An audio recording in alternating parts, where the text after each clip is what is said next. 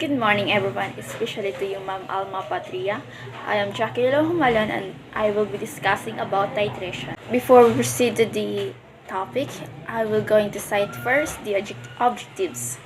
First is in order to determine what is titration, to understand the different types of titration, and to learn how titration to be done. So what is titration? Titration is a steady addition of a non-concentrated solution called titrant to a known volume of an unknown titration solution until the reaction approaches neutrality, which is sometimes signaled by a color change. Titration is a method for determining the concentration of an unknown solution in a general way. So what are the uses of titration? The uses of the titration are acid rain, wastewater analysis, cleaning material industry, cosmetic industry, and wine industry. Acid-base titration. Acid-base titration are most commonly used to determine the quantity of an acidic or basic material by using acid-base reactions. The solution with unknown molarity is the analyte titrant. The reagent titrant is the solution that will react with the analyte and has a known molarity.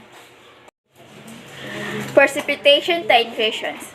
A titration can also be based on a reaction in which the analyte and titrant generate an insoluble participate. This sort of titration is known as a precipitation titration. Complex action titration. Complex action titration is a type of volumetric analysis that uses the creation of a colored complex to identify the titration's endpoint. Also, complexometric titrations are very effective for determining the concentration of a combination of metal ions in solution. Redox titrations. The concentration of a known solution containing an oxidizing or reducing substance can be determined using redox titrations.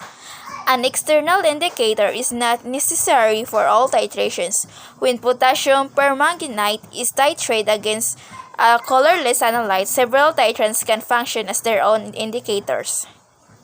And now we're done discussing the part and the uses of the titrations. Let's proceed to how the titrations be done.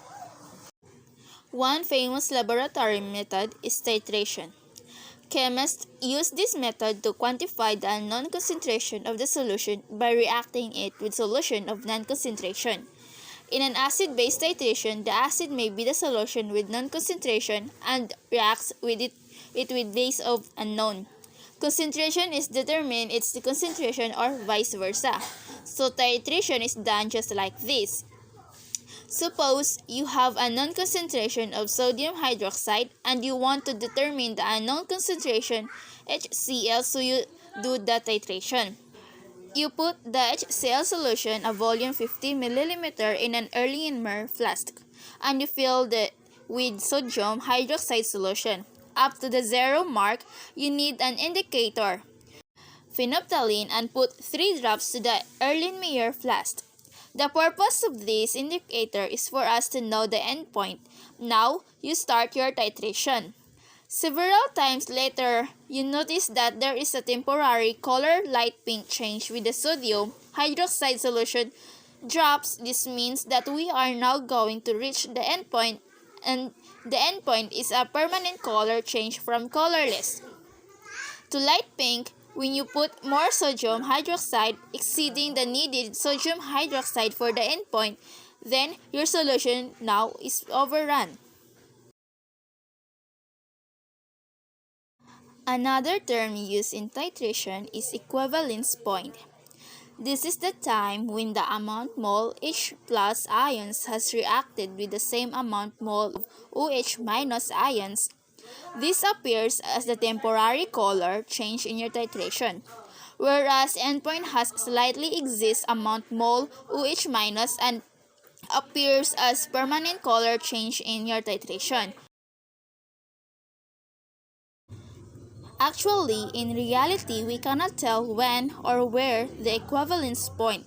So we need to reach the endpoint, and the volume of sodium hydroxide used is what we use in our calculation.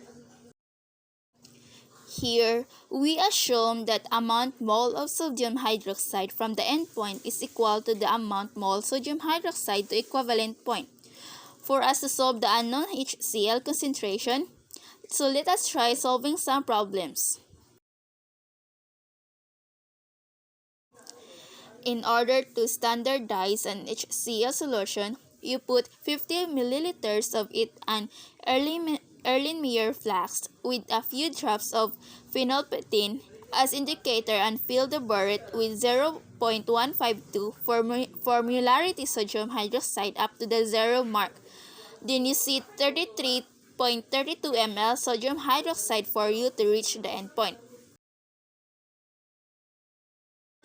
So what is that concentration of HCl? First, we need to write the balance equation. So we have the volume used in titration, which is 33.32 milliliter. We then find the mole of sodium hydroxide. So we have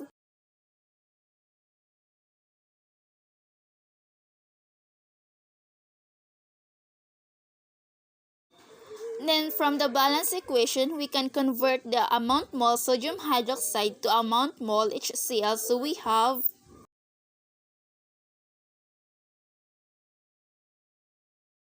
Then we can compute the concentration of HCl. We have Hence, the concentration of HCl is 0.1016 molarity.